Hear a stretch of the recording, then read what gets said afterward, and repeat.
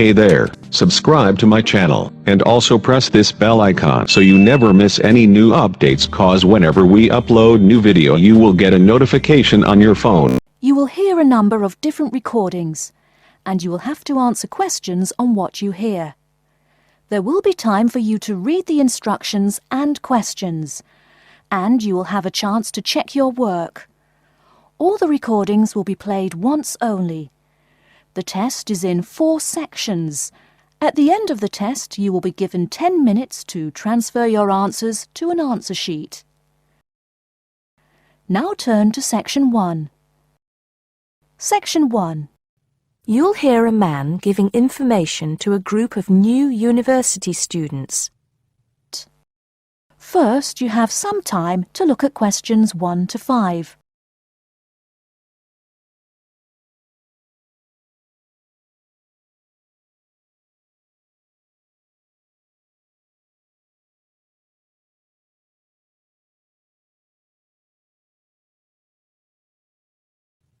Good morning, University of Radstock students, and thank you for coming out today. As some of you may already know, my name is Scott Barnes, and I am the director of the Student Services Office here at the university. I'm here today to give you some information about what Student Services has to offer you. To begin with, let me just say that I feel that our office will play an important role in the way that all of you will experience your time here at Radstock as students. Primarily, our center is geared towards providing answers to any questions you may have. Because all of our reception staff are currently enrolled as students at Radstock, we feel that we're in an excellent position to deal with any issues you may face during your time here at the university. As I said earlier, the Student Services Office is mainly a place where you can have your queries answered. However, the office is more than that. For example, if you come and visit us, you can pick up your student discount cards. Now, with these cards, which come at no additional cost to you, you can take advantage of reductions of up to 40% on all forms of public transport in the city. In addition, the cards are honored at many shops and restaurants in the area, giving you the chance to save up to 35% off food, beverages, and other purchases. Our office is also the place you should visit if you would like to get involved in any of the 30 different clubs and societies available at Radstock. Come in any time between 10 and 3 on weekdays and sign up to become a member of the university choir or orchestra, the drama or debating club, the university trivia team. The list goes on and on. For new students, I cannot stress enough how vital it is to participate in the non-academic side of university life. Yes, we are here to work hard and do our best at our studies, but student life is also about having fun and meeting like-minded people. So, bearing that in mind, make sure that you get involved and enjoy yourselves. Before you hear the rest of the conversation, you have some time to look at questions 6 to 10.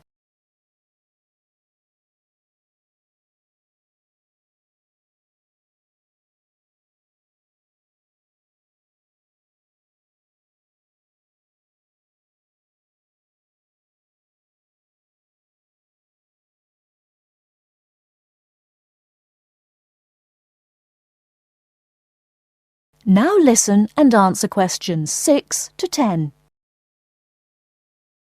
Moving along, I'd now like to talk to you about another very important service that our office provides, and that is counseling. I'm sure that you are all well aware that there are times in life when things can go wrong and times can get tough. We all have to endure difficult experiences, and these difficulties can be emotional or physical. Whatever the case may be, talking with an experienced counselor can help you through the trying times. The counseling service here at Radstock is staffed by counselors who are qualified to help you deal with problems ranging from homesickness and loneliness to eating difficulties and life changes. To see a counselor, we recommend that you first visit our drop-in center. We run drop-in sessions on a daily basis from 9:30 a.m. to 2:30 p.m. And to reserve one of these sessions, you can telephone the counseling service on 121-5648-3907 on the day you wish to visit. Or, if you prefer, you can come into the Student Services office any time after 8:30 a.m. and complete a booking form. If it should happen that you need to cancel your appointment for the drop-in session, we would request that you contact the counseling service as soon as possible to let them know. Drop-in sessions can be as short as 20 minutes, but it's more usual for them to take about 45 minutes. During that time, you will be asked some questions to clarify your situation, and a decision will be made as to what further action, if any, should be taken. After your session, several things may happen. Firstly, you may be referred to one of the university's counselors for further counseling, which normally consists of another 8 sessions. Secondly, you may be asked to visit another source of help within the university. Or finally, you may be referred to an external organization. Whatever course of action might be taken, you may rest assured that what goes on in these sessions is treated in strict confidence. I'd also like to mention that the counseling service runs numerous workshops on the campus every year. The focus of these workshops tends to be on personal development, and past topics have included motivation, self-identity, and impression management. There is no fee charged for these workshops, and if you require more information, feel free to contact us at stuser@acadia.co.uk. That is the end of Section 1. You now have half a minute to check your answers.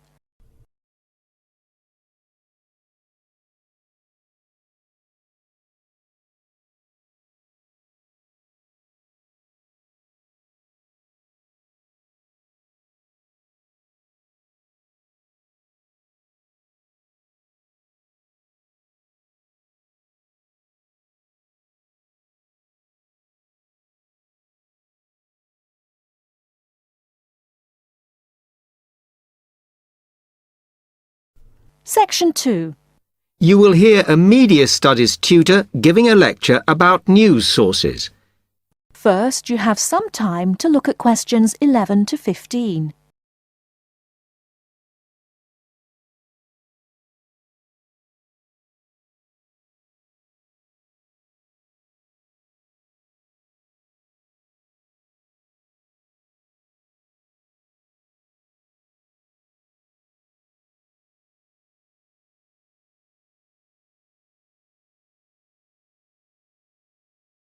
Now, listen carefully and answer questions 11 to 15. Okay, now many of you will have heard about the predicted death of newspapers, as people increasingly access the TV and the Internet for their news. Today, I want to look at the USA, which has very advanced news sources, to see if this is actually true. In the USA, the main news sources without doubt are TV, the Internet, and the press. That is, traditional newspapers. And although they are each surviving and growing, they are also changing. Obviously, TV news has been around for a while, and the early evening bulletins when people get in from work are very popular. I suppose we traditionally think of the morning newspaper arriving on our doorstep with the daily news. Interestingly, this is not borne out by the statistics, which show that readership in the U.S. is much higher when people have time to relax, when they're not working, especially on Sundays. The Internet is also a popular weekend activity, but shows no variation with weekday access. So people are using the different sources in different ways. Interestingly, local radio has been hit less by the grip of quite strong local newspapers than by the Internet, which is seen to offer a better regional service. But just because the Internet is seen as the new force in news media does not mean it is dominant. Television has, of course, been global for a while. But now technological changes, which have fueled the rise of online news, have also allowed newspapers to print and distribute editions across the world. In fact, Internet news, which is seen as the big competitor for traditional markets, does not offer that much variety. Often, the sources are the online versions of the newspapers, whereas television, in order to offer something different, has had to come up with a much more mixed bag of reporting, from hard news to light reports on celebrity events. Another issue is reliability. The Internet is virtually unregulated, so anything can be reported there, whether true or not. Journalists on newspapers have fought a long, hard battle to fight intervention and to retain the freedom of the press. Television, however, is seen as critical to political power and has become subject to harsh controls about what it can or cannot say. Before you hear the rest of the talk, you have some time to look at questions 16 to 20.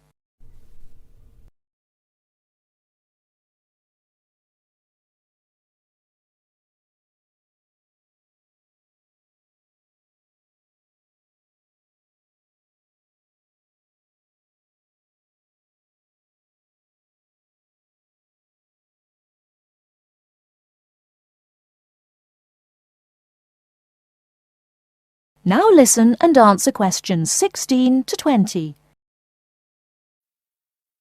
Now, one very critical factor in keeping newspapers alive and well in the USA has been their approach to advertising. Obviously, newspapers are heavily dependent on advertising revenue, and they have become more and more imaginative in what they offer, in order to make sure that advertisers use them and not other news sources. This has meant that, contrary to popular belief, newspapers now have a significantly higher profit margin than the rest of American industry. So, how have they managed to raise advertising revenue in this way? Well, they have put a lot of effort into developing and maintaining a very strong association with the retail trade. And they've come up with a winner. A critical tool in their sales plan has been suggesting that the adverts they run can have vouchers. This has been enormously effective because they have found that not only do more people buy the paper to get the discounts, but also that this inevitably means much higher sales for the clients who advertised. As well as doing this, the newspapers have also introduced aggressive sales campaigns over the last few years.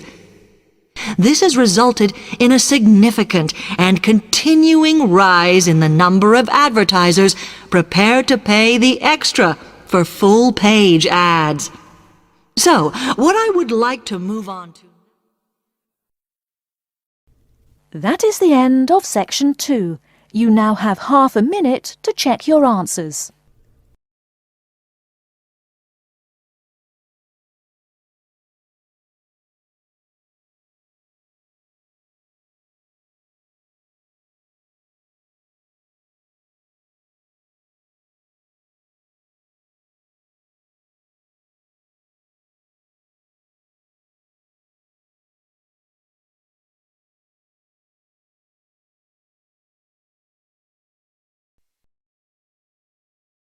Now turns to Part 3.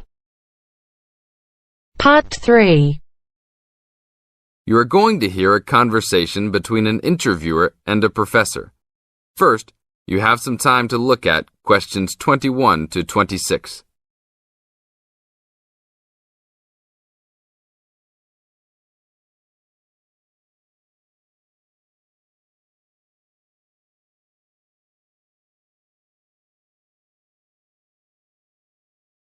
Now listen to the tape and answer questions 21 to 26. Today I'm here with Professor Nittick, who is our new university president. He has been a professor for 20 years and teaches many of the best classes on campus. I know many of you have had him as a teacher and know of his brilliance. Good morning, Professor Nittick. Thank you for stopping by the student station. Thank you for having me here. It is always great to get to meet many of the students who are involved with our school. I haven't been here since 2 years ago. Yes, I remember at that time you were still teaching every semester. 2 years later, you're only teaching every once in a while. But it seems like you are still always busy. The administration world is just as busy as the teaching world for you. How do you stay in touch with the university, even with the change in your everyday duties? I try to stay in touch with what is popular with the university students. I usually spend time with as many students as I can. They usually give me insight into what the new concerns and beliefs are for the new generation. On top of that, I try to be as youthful as I can. I consider myself to be youthful, at least for my age. So I always have a good time and try to stay young. I try my best to not just be a teacher, but also participate in university life. Interesting. So, are you still doing lots of academic work, or are you mostly concentrating on administrative affairs? Well, I mostly do administrative affairs now, but that doesn't mean that I still don't have a very deep interest in academic matters. I often visit other campuses around the world and meet other professors in my field. I learn the most by travelling and seeing the different places of the world and the different fields of thought. I even did a television programme last month in Manchester. Will you be on television any time soon then? Well, you can call the television station and see if I will be on television any time soon. Maybe I will be on the news report.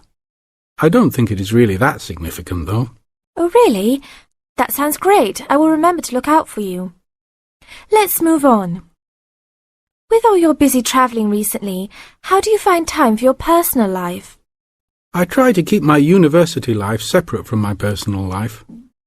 Sometimes it's hard to find time to just take my wife and 3 kids out for a family dinner, but usually we all manage to get together every few days. I'm taking a few weeks off next month to take my family down to South America, to Brazil for a few days. I can't wait to just sit on the beach. Wow, that sounds like a wonderful trip. Professor Nittick, could you tell the audience a little about what goes on in an average day of a university administrator? An average day? Oh, I don't think there is such thing as an average day for me. The last few weeks I've been travelling all the time. I can be in Los Angeles in the morning and in New York by the afternoon and back to Los Angeles by the evening. Sometimes I will spend the whole week at a new university, showing the new administrators the ins and outs of running a university. Sometimes I can spend the whole day in the office on the phone. So there really is no average day for me. I guess that is because I do so many different tasks. Sorry to let all the viewers down, but that is the plain truth. Now look at questions 27 to 30.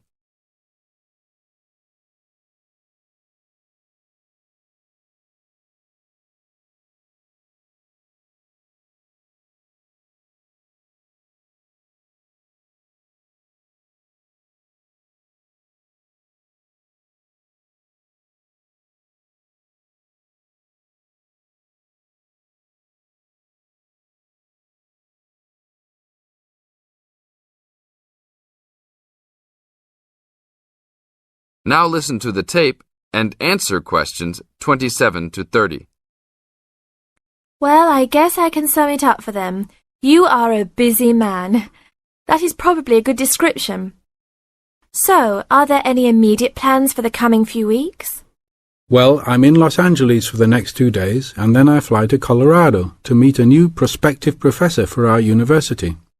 I will be in Colorado for about a week. Then I go to Japan for the next 10 days to meet with our university branch in Japan about record sales there.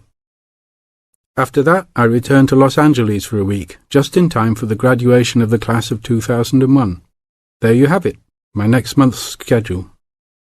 Thank you very much, Professor Nittick. I always enjoy having you on our show. We hope to have you back on our show next time.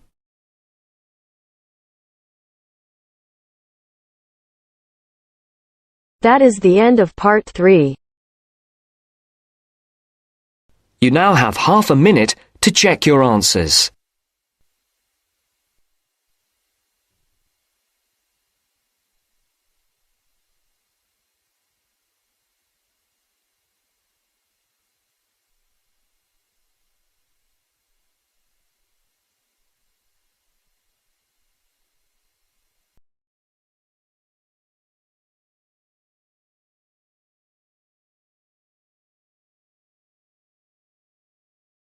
Now turn to Section 4. Section 4. You are going to hear a lecture. First, you have some time to look at questions 31 to 40.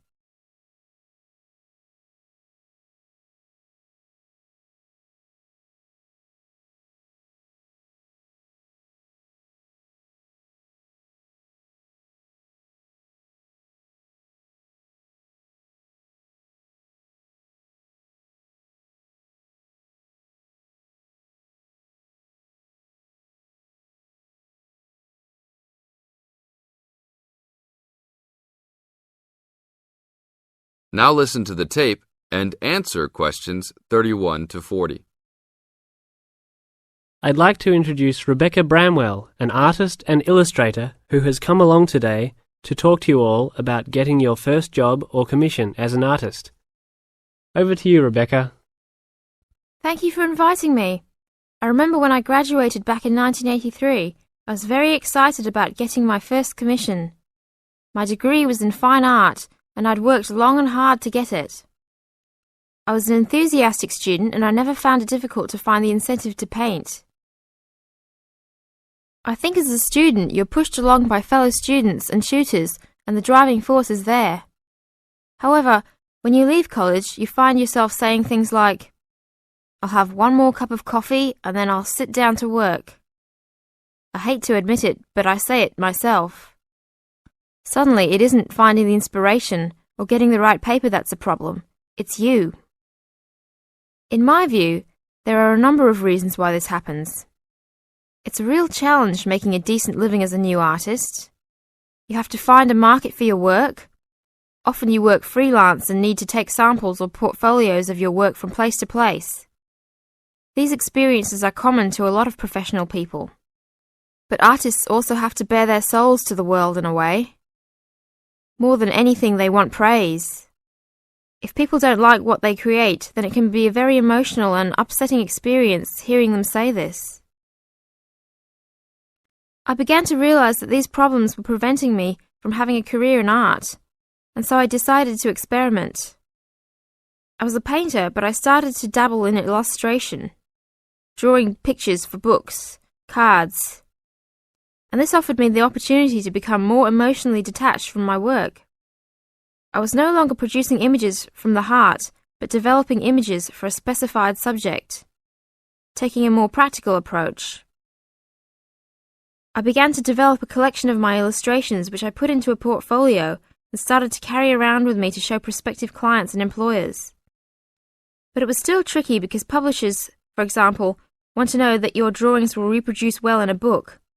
But without having had any work published, it's hard to prove this. Having a wonderful portfolio or collection of original artwork is, of course, a first step.